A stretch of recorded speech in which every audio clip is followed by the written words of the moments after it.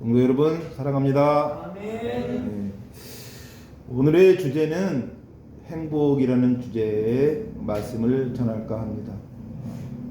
우리가 사는 게 행복하자고 사는 거지요. 근데 행복이라는 게 큰 행복이 있고 작은 행복이 있을까요? 우리가 큰 행복, 작은 행복이 별거 없습니다. 근데 우리는 행복하려고 살다 보니까 그 행복이라는 거는 목적이 되는 거죠. 그러면 그 행복을 이루는 수단은 뭐냐? 우리는 번뜩 떠오르는 게 돈입니다.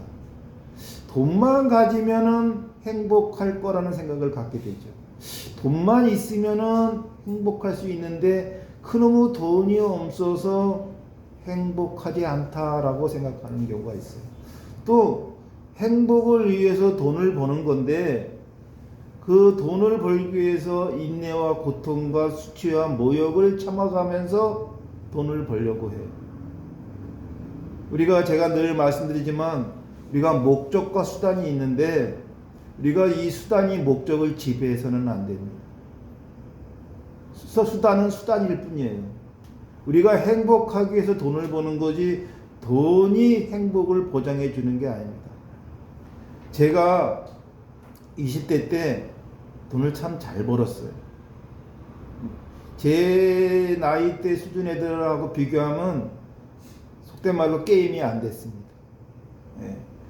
그 친구들이 대학 다닐 때 학사주점에서 그 안주값이 아까워서 두부를 으깨서 먹던 그런 친구들하고 어떻게 장사를 하는 저하고 수준이 같겠어요.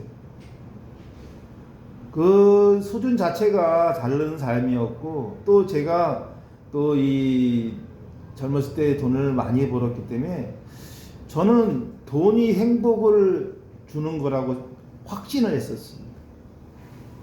아니 돈이 있으니까 이 마음껏 유흥을 즐기는데도 구애받지 않았고 차를 몰고 다니는데도 구애받지 않았어요. 저 나이 때 20대에 차가 없는 친구들은 태반이었죠. 뭐 차를 가지고 있는 친구가 뭐 손가락에 꼽을 정도인데 저는 그 손가락에 꼽히는 친구였습니다. 그러니까 뭐 이 돈이 저는 행복이라고 생각하고 살았어요. 그런데 제가 갑자기 이 장애가 왔어요. 그리고 몸도 망가진 것뿐만 아니라 회사도 망했어요. 그런데요, 망하고 나니까 제가 망한 거를 고소해하는 친구들이 있더라고요. 제가 병원에 누워있는데 저를 찾아오는 친구가 없더라고요. 제가 그때 느꼈어요.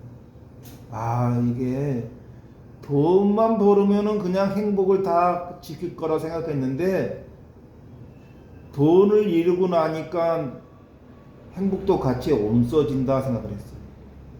내가 회사가 망하지 않았어도 이놈들이 이랬을까라고 생각하는 저의 생각이 이 돈이 없어서 내가 이렇게 아프고 드러눠서 중증 장애자가 되는데도 찾아오지 않구나 라는 생각에 돈에 이제 환장하게 됩니다. 그래서 30살 때부터 사채업을 시작해요. 진짜 열심히 일했어요. 돈만 있으면은 사람들이 나를 관시하지도 않을 거고 나를 무시하지도 않을 거고 그래서 진짜 열심히 일했어요. 돈 되는 일이라면 못할 게 없이 했어요. 이 돈을 전에 지면 절대로 안 놓는다고 생각했어요. 돈 안 났어요. 내 목숨을 내놔도 내 손에 쥔 돈은 안 놓겠다는 게 제 30대 때의 생각이었어요. 왜? 돈이 행복을 줄 거니까. 그래서 절대로 안 놓고 살았어요. 그런데 제가 마흔이 되면서 하나님을 제대로 믿으면서 또 제가 어려운 일을 당하면서 돈이 있음에도 불구하고 행복을 보장해 주지 않더라고요. 돈이 분명히 있는데 행복하지가 않아요.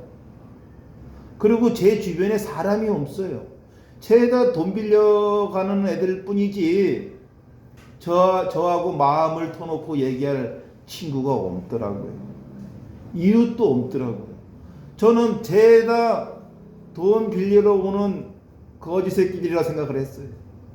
무능한 놈들이라 생각했고, 어떻게 하면 내 돈 안 떼어먹나라고 생각하는 생각이었지, 그들을 이웃으로 보지 못했어요. 그들을 친구로 보지도 못했어요.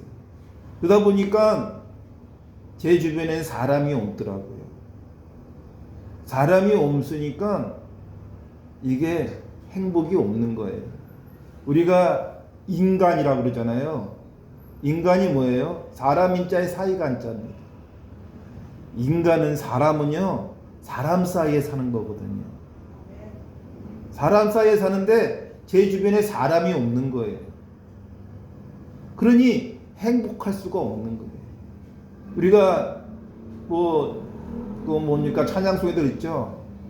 우리가 행복은 나누면 어떻게 돼요? 2배가 되잖아요. 그런데 저는 2배는커녕 1배도 안 되더라고요. 주변에 사람이 없으니까 재미가 없어요. 늘 혼자서 이 유흥에 빠지는 것 말고는 그닥 할 게 없는 거예요. 근데 유흥에 빠지는 친구들은 뭐죠? 제 돈을 보고 좋아하는 거지 저를 좋아하는 게 아니잖아요. 그래서 행복이라는 게 우리가 잘못된 행복을 가지시는 분들이 많아요. 저도 또한 똑같았어요. 좋은 차를 타고 다니고 좋은 집에 살고 그게 행복이라고 생각했어요. 근데 그게 행복이 아니더라고요.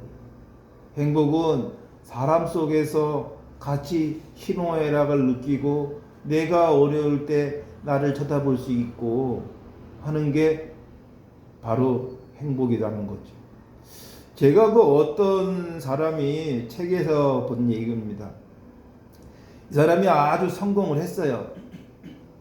그래서 성공을 해서 저희 사이판에 가서 배를 빌려서 낚시를 이렇게 타고 이제 가고 있는데, 그 낚시를 하는 낚싯배 하는 친구한테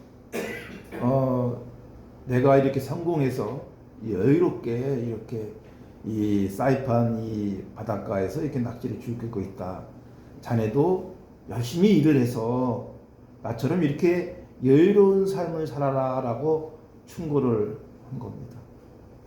그랬더니 이 어부가 성공을 하면은 어떻게 되는 건데요? 라고 했더니, 성공을 하면은 이렇게 나처럼 나이가 먹어서 여유롭게 이렇게 즐기면서 사는 게 성공이다라고 조언을 해요. 하면서 하는 얘기가, 그러니 자네도 열심히 고기를 많이 잡아서 부자가 돼서 나처럼 노년에 이렇게 즐겁게 지내라 그러더라고요. 근데 이 어부가 부를 때는 이해가 안 되는 거예요. 왜냐면 자기는 먹을 만치의 고기를 낚아도 죽이는데 아무 문제가 없었거든요. 그래서 이 어부가, 그 사업가가 보기에는 한심해 보이는 그 어부지만 어부가 보기에는 다 반대로, 그러면 당신은 그 돈을 벌 동안 어떻게 살았습니까? 열심히 살았지. 잠도 안 자고 밥도 제때 안 먹고. 저는 그렇게 안 살아도 행복하게 살고 있습니다. 우리가 나중은 없어요. 나중에 잘 살겠다고 지금 굶을 필요 없습니다. 지금 내가 없으면요 세상이 없는 거예요. 굳이 내가 고생하면서 나중을, 미래를 본다? 미래를 누가 약속했습니까? 내가 멀쩡히 가다가도 날벼락이 떨어져 죽는 게 우리 인생사입니까? 삼풍백화점에 쇼핑하러 갔지 죽으러 갔나요? 제주도 관광하러 갔지 세월호에 바닷가에 빠지러 갔나요? 우리는 한치 앞을 모릅니다. 그러면 행복하려면 어떻게 하냐? 오늘에 충실한 행복을 노력해야 돼요. 작은 행복, 큰 행복이 없어요. 오늘 행복하는 거에 대해서 소소한 거에서 우리는 행복을 찾아야 돼요. 어떤 분이 아침에 커피를 마시면서 하나님께 기도를 해요. 하나님 감사합니다 라고 기도를 해요. 커피 한 잔 마시면서요. 그래서 커피 한 잔 마시는 그 권사님을 보고, 감사 기도를 하는 권사를 보고 옆에 있던 집사님이 물어봐요. 아니 커피 한 잔이 그렇게 감사하십니까 권사님? 그랬더니 권사가 님이 뭐라 그랬냐, 커피가 감사한 게 아니고 이렇게 살아있음에 감사, 커피를 먹을 수 있음에 감사하는 거지 커피에 감사를 하는 게 아니다. 우리가 커피는 하나의 감사할 수 있는 매개체, 즉 수단입니다. 우리는 그 수단하고 혼동해서는 안 돼요. 커피는 수단이고 따스한 커피 향을 마시면서 하나님께 감사하는 거지 커피에게 감사하는 게 아니지 않습니까? 우리가 거의 감사라는 게 그런 거예요. 근데 감사할 줄 모르면 행복을 찾을 수가 없어요. 모든 거에 감사함을 찾지 못하면 행복은 영원한 겁니다. 요원한 겁니다. 근데 큰 것만 찾아요. 큰 행복이 어디 있고 작은 행복이 있어요. 살아가는 숨 쉬는 동안에 모든 게 행복입니다. 내가 보고 있는 기준이 행복이에요.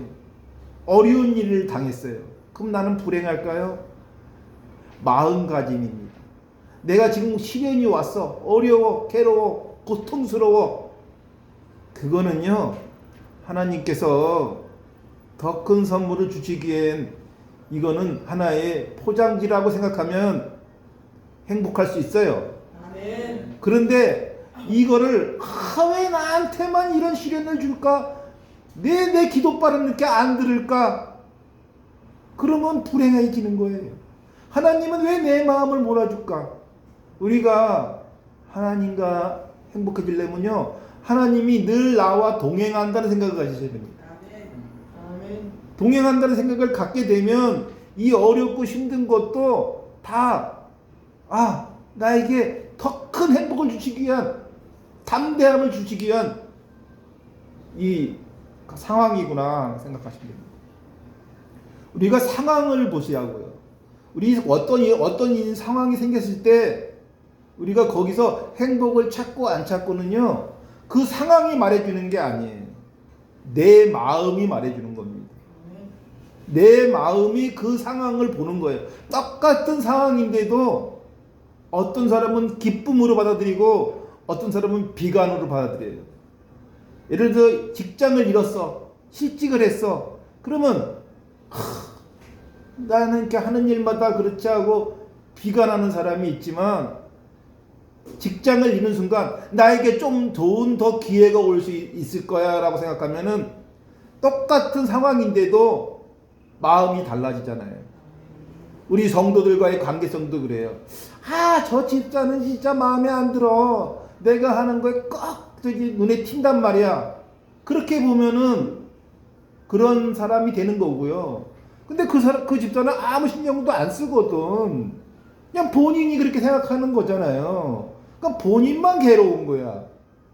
우리가 늘 그러죠. 미움 받는 사람보다 미움하는 사람이 더 괴로운 거잖아요. 미움 받는 사람은 제가 나 좀 미워하네 이 정도밖에 안 해요. 제가 나 좀 싫어하네 이 정도밖에 안 해. 근데 미워하는 놈은 죽이고 싶거든.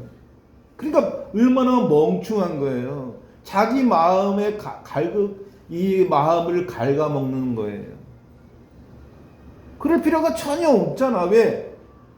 그 사람, 내가 죽으면 내가 이 세상에 없는데 내 눈에 보이는 저 사람 때문에 내가 신경 쓸 이유가 있나요? 근데 우리 중요한 게 있어요. 내가 행복하지 않으면 세상이 행복하게 보이지가 않아요. 그래서 내 소소한 행복에 찾으려고 노력하셔야 됩니다. 커피가 마시고 싶어요. 그럼 마셔야 돼요. 커피가 몸에 안 좋고 뭐 잠이 안 오고 그건 나중 생각이에요. 잠이 안 온다고 자기 자신에게 가스라이팅을 하기 때문에 그래요. 저는 하루 커피 100잔을 마셔도 시간이 없어서 잠을 못 자지, 커피 때문에 잠이 못 오는 경우는 한 번도 겪은 적이 없어요. 제가 40대 때 엄청 바빴어요. 진짜 커피를 한 40-50잔은 먹은 것 같아요, 하루에. 그렇다고 커피 먹어서 잠이 안 온다 이거 생각하지 못해요. 물론 의학적으로 그런 사람들이 있어요. 그런데 한번 제가 이거 좀 비의학적입니다만 담배를 피면 폐 안 걸리나요? 그러면은 94세 먹은 우리 이모님은 95세 가부가 돼서 40년 동안 수담배를 하셨는데도 폐암으로 안 돌아가셨어.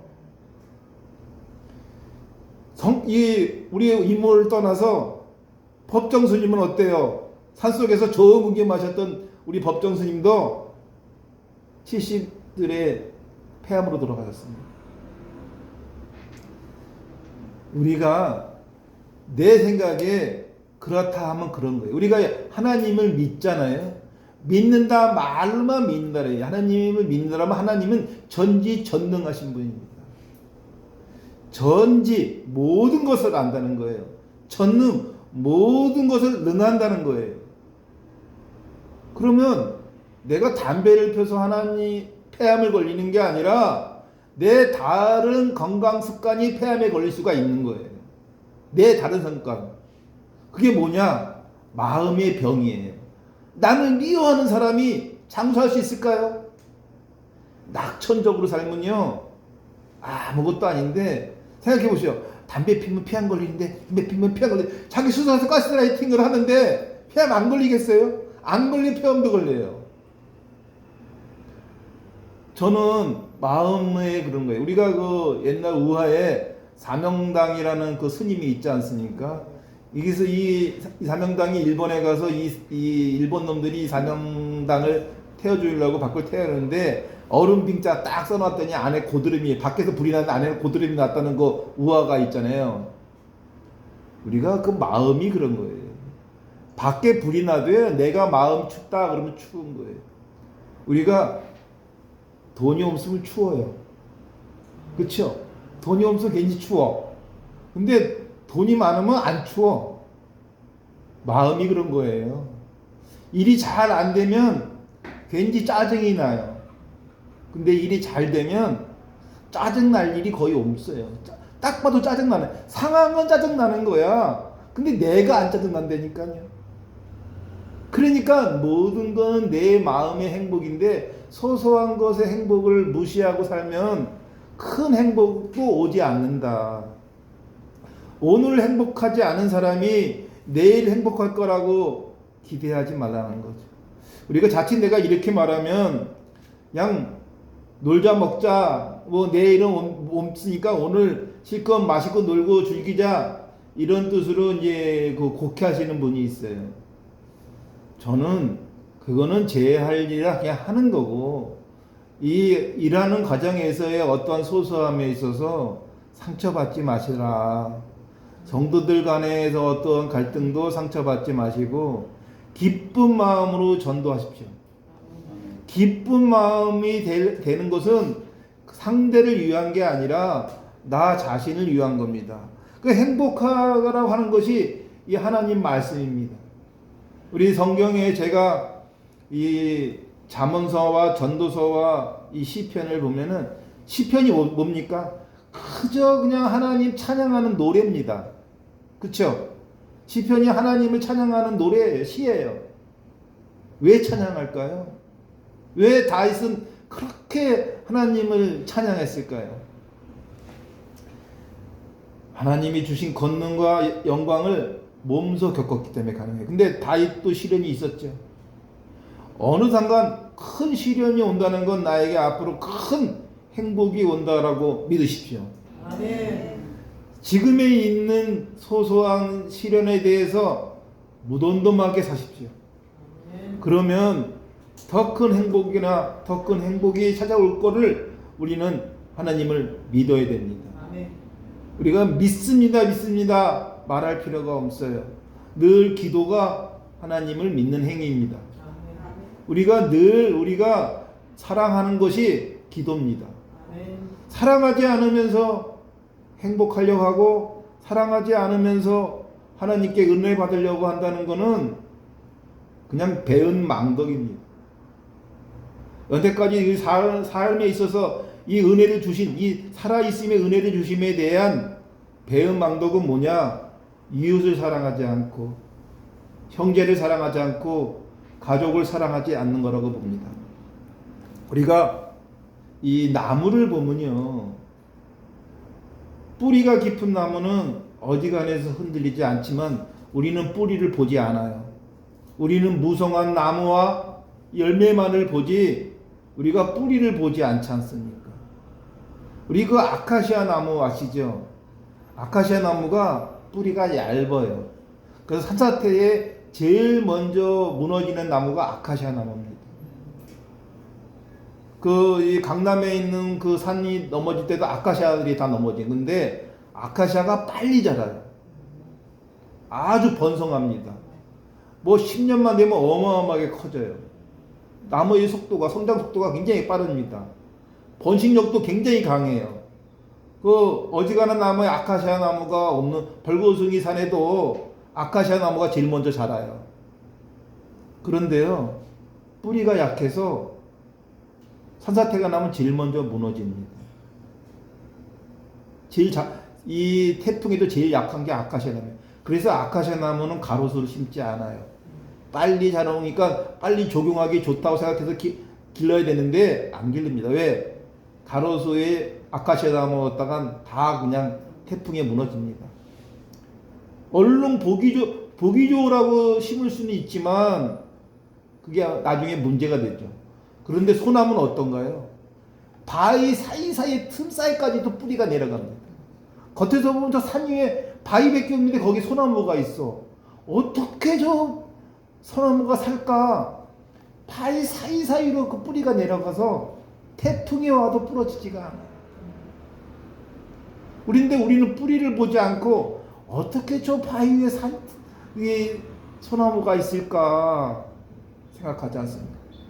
그런데 어떻게 태풍이 와도 저렇게 소나무가 자빠지지 않을까? 우리는 뿌리가 깊은 신앙생활을 해야 됩니다. 아멘. 뿌리가 깊은 신앙은 어지간한 시련과 고통에도 그닥 우습게 넘길 수가 있어. 아멘. 태풍이 온다고 해서 뿌리 깊은 소나무가 걱정을 할까요? 자, 소나무는요, 뿌리만 깊은 게 중요한 게 아닙니다. 잎사귀를 보십시오. 바람이 다 스쳐 지나가게끔 만들어진 잎사귀입니다. 우리가 침엽수라고 해서 잎사귀가 넓은 애들이 바람을 많이 맞으니까 우리가 모가난돌이 정을 맞는다는 말이 있잖아요. 잎사귀가 넓으니까 자빠지는 거예요. 근데 소나무는 바람이 다 스쳐 지나가는 침엽수입니다. 활엽수와 침엽수의 차이인데, 바로 그렇게 바람이 다 통과되니 어떻게 되겠어요? 역풍을 맞을 일이 없는 거예요. 우리가 인간사도 그렇습니까? 뭘 들고 따지고 드는 사람들이 있잖아요. 너는 옳고 나는 틀려. 너는 맞고 나는 이렇게 따지는 사람들이 바로 잎사귀가 넓은 언젠가 자빠질 수 있는 나무들인 거예요. 그냥 저 친구가 내 욕을 해도 그냥 스쳐 지나가는, 그걸 뭡니까? 60이 되면 이순의 나이라고 해요. 이순의 나이가 뭡니까? 순할 순자의 기자입니다. 네? 이 모든 말이 순하게 들린다는 거예요. 이순의 나이가 됐으면 욕을 해도 그냥 순하게 들린다는 거예요. 나쁘게 들리지 않고. 아유, 제 입이 들어온 거지 내 입이 들어온 게 아니구나. 네? 그렇게 들리는 거지. 그냥 말뿐인 거잖아요. 말뿐인 건데 말에 비수가 꽂힌다. 그게 잎사귀가 넓은 사람이에요. 잎사귀가 넓은 사람이 그 말에 비수가 꽂히는 거예요. 이 소나무처럼 이렇게 가늘게 되어 있는 나무들은 그냥 지나가 버리는 거예요. 그냥 우리가 그냥 헛소리인 거죠. 근데 우리는 굳이 그 신경도 안 쓰면 될 말을 굳이 담아갖고 지 가슴에다 꽂아버리는 거예요. 아, 저놈이 나를 갖다가 무시했구나. 저게 나한테 어떻게 그런 말을 할 수 있어 하고 그냥 스쳐 지나가는 바람과 같은 그 악기와 같은 말을 굳이 담아다가 내 잎사귀에 꽂는다는 거죠. 내 심장에 꽂고 가슴에 엉어리지는 거예요. 어쩜 저럴 수가 있어 하고. 우리 소나무 같은 삶을 살아야 됩니다. 바람처럼 지나가야 됩니다. 굳이 그 바람을 잡을 필요가 없어요. 왜 그렇죠? 우리는 하나님의 말씀대로 사는 성도이기 때문에 그렇습니다. 스쳐 지나가는 바람처럼 그냥 지나가게 내비둬야지 막으려고 하지 마십시오. 저 사람의 행동이 옳지 못하다고 해서 막으려고 하거나 가르치려고 하지 마십시오. 그러면 나도 불행해지고 듣는 사람도 불행해지는 겁니다. 제가 이 자식과의 관계도 그렇더라고요. 이 잔소리나 충고도요, 어릴 때나 가능한 거예요. 속된 말로 개가박 다 큰 애한테 뭔 잔소리가 통하겠습니까? 그 잔소리 안 해도요, 올바르게 하는 애는 그냥 잔소리 안 해도 합니다. 근데 굳이 잔소리해서 나도 열받고 자식도 열받는 거 아니에요. 너 똑바로 살아 그러면 똑바로 안 킨 나를 반성해야지. 예? 뭘 똑바로 살아? 성도들 관계들이 당신 신앙생활 똑바로 해. 내가 모범을 보였나 생각해야지. 내가 모범을 안 보여놓고 신앙생활 그렇게 하는 거 아니야? 신앙생활의 기준이 어디 있어요? 본인의 기준이지. 하나님의 기준으로 따라가 보려고 했나요? 예수님께서도 죽기 전에는 아버지 왜 저를 버리시나이까라고 화소연했었습니다. 그 진리를 깨닫는 시간이 그런 고통이 있어도 깨달음이 있는 것은 쉬운 일이 아니에요. 하물며 우리가 같은 평범한 사람들이 어떻게 도를 통했다고 너 신앙생활 똑바로 해, 신앙생활 그렇게 하는 게 아니야 라고 말할 수 있겠습니까? 성도 여러분, 사랑하십시오. 우리가 서로 사랑하는 이 성도의 관계성이 계속 증폭이 되면 이게 사랑의 전파가 되는 거예요. 전도는 사랑의 전파입니다. 전도하시는 사랑 받으시고 행복하시기를 소소한 거에 행복을 누리시는 거에 대해서 항상 거침없이 누리십시오. 그게 하나님의 사랑입니다. 그 말씀에서 마치겠습니다. 기도하겠습니다. 가정과 일터에서 만나는 모든 자리에서 우리를 통하여 하나님이 주시는 행복과 평안이 흘러가게 하시고 우리의 발걸음을 인도하셔서 형통의 길을 걸어가게 하옵소서. 오늘 예배드리는 모든 성도들의 마음이 하나님이 주시는 참된 행복과 위로 소망이 넘치게 하시고 한 주간 삶의 속에서도 주님의 손을 붙들게 승리할 수 있게 하게 하옵소서. 아멘. 찬송가 563장입니다.